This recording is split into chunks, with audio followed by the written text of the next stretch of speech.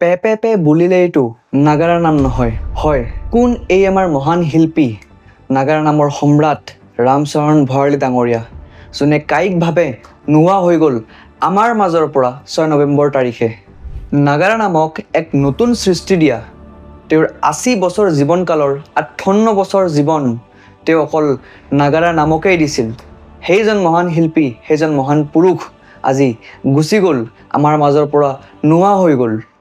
নাগাৰা নাম মানে তেওঁ আৰু তেওঁ মানে হৈছে নাগাৰা নাম তেওঁৰ অবিহনে আধৰুৱা হৈ থাকিব পিছে কোন আছিল এই ৰামচৰণ ভৰালী যাৰ কাৰণে প্ৰতিজন অসমীয়াই আজি দুখ প্ৰকাশ কৰিছে সোশ্যাল মিডিয়াত ষ্টেটাছ দিছে ফেচবুকত লিখিছে কোন আছিল আজিৰ প্ৰজন্মলৈকে গম পায় যে ৰামচৰণ ভৰালী কোন হয় কিন্তু এটা কথা মই কৈ দিয়ক ভিডিওটো অলপ এক্সট্ৰাকে এটা কথা মই কৈ দিছো যে 2025 বৰ্ষটো আমাৰ কাৰণে সঁচাকৈ বহুত দুৰ্ভাগ্যজনক কাৰণ জুবিন দা দীপক শৰ্মা দা এতিয়া ৰামচৰণ ভৰালী ডাঙৰীয়া এনেকৈ এটা কৈ আমাৰ এটা সত্তা এজন শিল্পী নোহোৱা হৈ গৈ আছে এইটো অতিকৈ দুখৰ মানে কথা আৰু এই কথাখিনি পাতিবলৈ আমি আজি এপিসোড 4ত আপোনাক স্বাগতম জনাইছো ভিডিওটি শেষলৈকে চাব কাৰণ আপোনাৰ যদি অকমান শ্ৰদ্ধা আছে নাগাৰা নামৰ প্ৰতি অকমান শ্ৰদ্ধা আছে ৰামচৰণ ভৰালীৰ প্ৰতি এণ্ড অকমান শ্ৰদ্ধা আছে অসমীয়াৰ প্ৰতি তেনেহ'লে এইটো ভিডিও আপোনাৰ কাৰণে হয় মই গম পাইছো আজি কোনো নিউজ চেনেলে হয়তো ইমান বজাই থকা নাই কোনো ফেচবুকৰ ইউটিউবাৰে হয়তো এই বিষয়ে ইমান কথা পাতি থকা নাই কিন্তু আমি ইয়াত পাতিম কাৰণ এটো অসমীয়া চেনেল এটো অসমৰ কাৰণে চেনেল ভিডিওটো আৰম্ভ কৰিছো জুবিনদাৰ এখাৰ লাইন এখাৰ কথা কৈ শেষ বুলিলেইটো শেষ নহয় আকু হয় নতুন আৰম্ভ সো এই নতুন আৰম্ভণিৰে এই ভিডিওটিৰ আৰম্ভণি কৰিছো তেওঁৰ জন্ম দেহৰ কালাকুছি নলবাৰী জিলাত 1945 চনত তেওঁৰ জন্ম হৈছিল কিন্তু জন্মৰ পিছতেই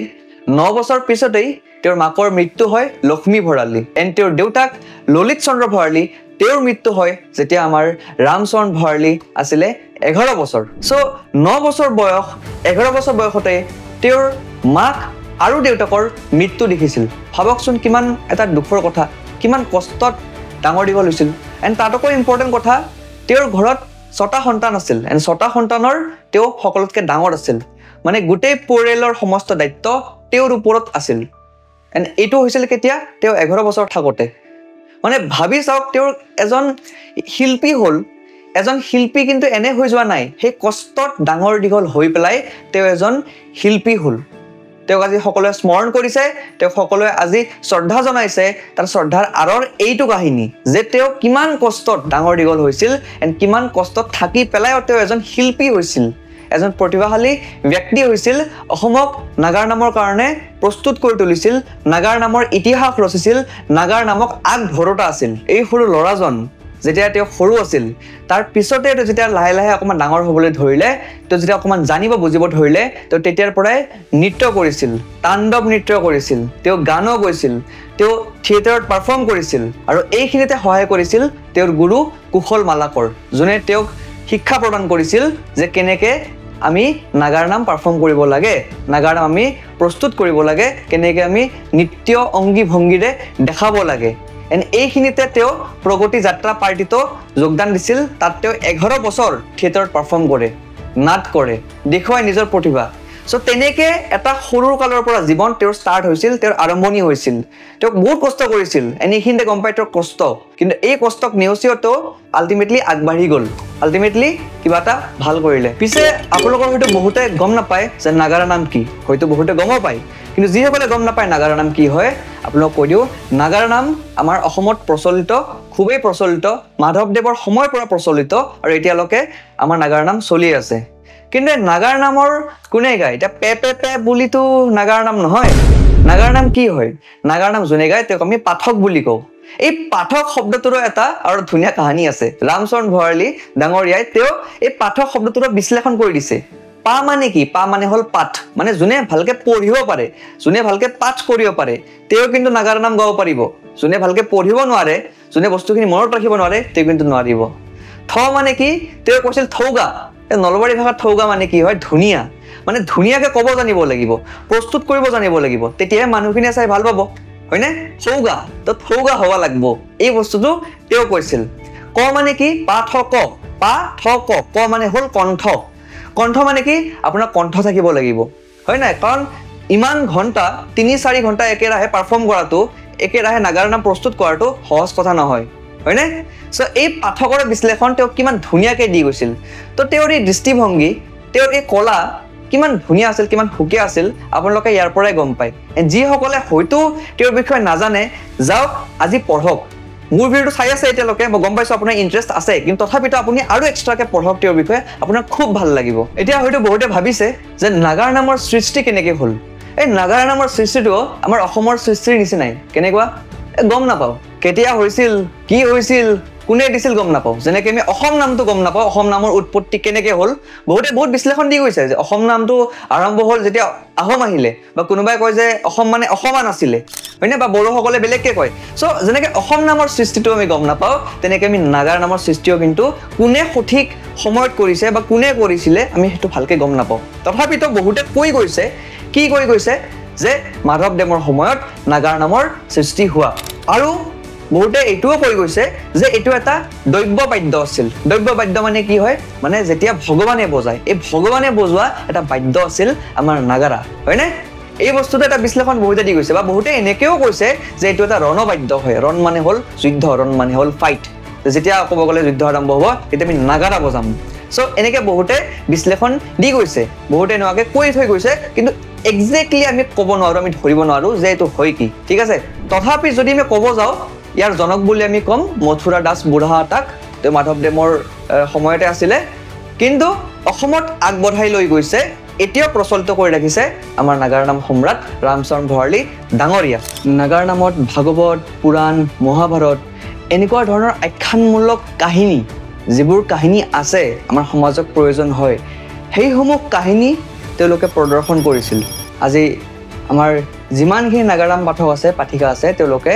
এনেকুৱা ধৰণৰ কাহিনীয়ে প্ৰদৰ্শন কৰে বা কৰি আহিছে যেনেকৈ আমাৰ ধৰক পৰশুৰামে যেতিয়া নিজৰ মাকক কাটিছিলে কাটাৰ পিছত পাপ খণ্ডন কৰিবৰ কাৰণে তেওঁ কি কৰিছিলে সেই এটা কাহিনী আছে ব্ৰহ্মপুত্ৰৰ জন্ম কেনেকৈ হ'ল সেইটো এটা কাহিনী আছে বা ধৰক চুৰ কৰিলে কি পাপ হয় ডকাইত কৰিলে কি পাপ হয় এই গোটেইখিনি কাহিনী যিখিনিয়ে আমাৰ সমাজখন আগবঢ়াই লৈ যায় যিখিনিয়ে মানুহখিনিক কিবা এটা শিকাই থৈ যায় সেই গোটেইখিনিয়ে প্ৰচেষ্টা চলিছিলে নাগাৰা নামৰ মাধ্যমেৰে নাগাৰা নাম এই কাৰণে প্ৰচলিত নাগাৰা নাম এই কাৰণে বিখ্যাত আৰু অকল নাগাৰা নামেই নহয় আমাৰ ৰামকৃষ্ণ ভঁৰালী ডাঙৰীয়াই এক্টিঙো কৰিছিল খুব ধুনীয়া এক্টিং কৰিছিল বিশ্ব বৈৰাগী নামৰ এখন শ্বৰ্ট ফিল্মত লগতে Neelam and the silent killer তাতো কৰিছিল আৰু দিঠকত হেৰাল সপোন ইয়াতেও কৰিছিল মুঠতে তেওঁ মানে সৰ্বগুণ সম্পন্ন কয় যে ডায়লগ এটা আছে যে তেওঁ তেনেকুৱা ধৰণৰ এজন ব্যক্তি আছিল তেনেকুৱা ধৰণৰ এজন তেওঁ মানুহ আছিল আৰু এই সকলো কামৰ কাৰণে তেওঁক আমাৰ অসম চৰকাৰেও 1998 চনত ষ্টেট পেঞ্চন আৰ্টিষ্ট দিয়ে যিটো পাবৰ কাৰণে প্ৰথমজন ব্যক্তি হয় তেওঁৰ পিছত বাৰু বাকী সকলোৱে পাইছে ষ্টেট পেঞ্চন আৰ্টিষ্ট কিন্তু তেওঁ প্ৰথমজন ব্যক্তি হয় যোনে আগধৰ্তা আছিল যোনে এই পেঞ্চনটো পাইছিল এণ্ড এইটো বহুত এটা ডাঙৰ অৱদান এইটো বহুত এটা ডাঙৰ সহায় কাৰ কাৰণে আৰ্টিষ্ট সমাজৰ কাৰণে হয়নে শিল্পী সমাজৰ কাৰণে হয়নে আৰু কি কি মানে এৱাৰ্ড পাইছিলে তেওঁৰ বহুত এৱাৰ্ড পাইছিলে যেনে 2002ত পায় 2008ত পায় 10ত পায় 11ত পায় 12ত পায় 15ত পায় 17ত পায় 22ত পায় নিবাৰণ চন্দ্ৰ বঁটা তেওঁ প্ৰথম লাভ কৰিছিলে তাৰপিছততো তেওঁৰ বঁটা পায়ে গৈ থাকিলে য'তে যায় তাতে তেওঁ বঁটা পাই যায় ইমান তেওঁ ফেমাছ আছিলে আৰু অকল এইখিনিয়ে নহয় তেওঁ অসমৰ কাৰণে যি অৱদান দি গৈছে সেয়া অতুলনীয় কেনেকৈ আহি থকা নৱপ্ৰজন্মক তেওঁ দি গৈছে 105খন অডিঅ' কেছেট যিখিনি কেছেট আমি শুনি পেলাই হয়তো তেওঁক স্মৰণ কৰিব পাৰোঁ বা আমি নাগাৰ নামটো আগলৈ লৈ যাব পাৰোঁ বা 30খন অডিঅ' ভিজুৱেল কেছেট য'ত আমি তেওঁক চাব পাৰোঁ চ' এনেকুৱা ধৰণৰ আমাৰ তেওঁ অৱদান দি থৈ গৈছে আহিবলগীয়া আমাৰ ল'ৰা ছোৱালীখিনিৰ কাৰণে যাতে তেওঁলোকে শিকি পেলাই কৰিব পাৰে হয়নে নহ'লে কি হ'ব তেওঁ আছিলে তেওঁ কামখিনি কৰিলে আমি পাহৰি গ'লোঁ কাৰণ একো ভিডিঅ' নাই একো অডিঅ' নাই ইণ্টাৰনেটৰ মাধ্যম সেইখিনি সময়ত ইমান নাছিলে এতিয়া আছে কাৰণে তেওঁ এইখিনি বস্তু কৰি থৈ গৈছে আমাৰ কাৰণে আমাৰ নৱপ্ৰজন্মৰ কাৰণে সেইকাৰণে আমি শুনিব লাগিব বুজিব লাগিব নাগাৰা আমি আগলৈ লৈ যাব লাগিব আগলৈ কেনেকৈ নিম যেতিয়া আমি এইবিলাক কথা শুনিম এইবিলাক ভাওনা চাম নাগাৰ নাম চাম হয়নে ওজাপালি চাম হয়নে মহোহো এইবিলাকতো আজিকালি ল'ৰা ছোৱালী নাজানেই হয়নে চ' সেইকাৰণে আমি এইখিনি বস্তু জানিব লাগিব, বুজিব লাগিব, শিকিব লাগিব। তাৰ কাৰণে এইটো ভিডিঅ' শ্বেয়াৰ কৰিব সেইসকল মানুহক যিখিনি মানুহে হয়তো নাগাৰ নাম ভাল পায় বা হয়তো নাগাৰ নামৰ বিষয়ে নাজানে, শ্বেয়াৰ কৰিব।